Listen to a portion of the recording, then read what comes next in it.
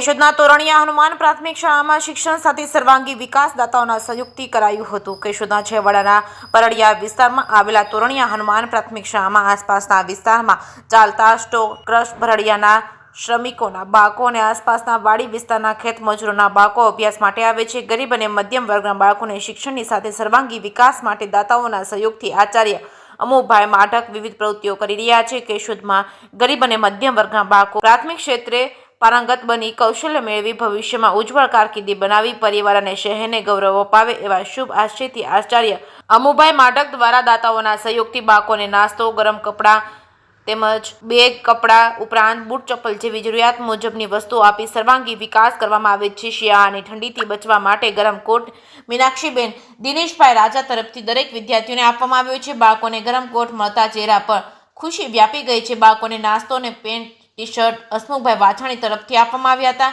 કેશોદના ધારાસભ્ય દેવાભાઈ માલમના યથાર્થ પ્રયત્નોથી તોરણિયા હનુમાન પ્રાથમિક શાળા માટે ભરડિયા વિસ્તારમાં સરકાર દ્વારા જગ્યા ફાળવી આપવામાં આવ્યા બાદ નવું બાંધકામ કરવાનું કામ મંજૂર કરવાથી પ્રાથમિક શાળા ચાલુ રખાવવાના સહયોગ સાંપડ્યો હતો। પરિણામ સ્વરૂપે આજે ભરડિયાના શ્રમિકો, ખેત મજૂરોના બાળકો અભ્યાસ કરી પ્રાથમિક શિક્ષણ મેળવી રહ્યા છે। આચાર્ય અમુભાઈ માઢક આવનારા જુલાઈ મહિનામાં સ્વૈચ્છિક નિવૃત્તિ લઈ રહ્યા છે, ત્યારે શિક્ષણની સાથે બાળકોનો સર્વાંગી વિકાસ થાય તેવા કર્મનિષ્ઠ શિક્ષણને નિમણૂક આપવામાં આવશે તો બાળકોનું ભવિષ્ય અંધકારમય થતું અટકી જશે। આચાર્ય અમુભાઈ માઢક દ્વારા કરવામાં આવેલ અવિસ્મરણીય કામગીરી કાયમીનું સંભારણું બની રહેશે।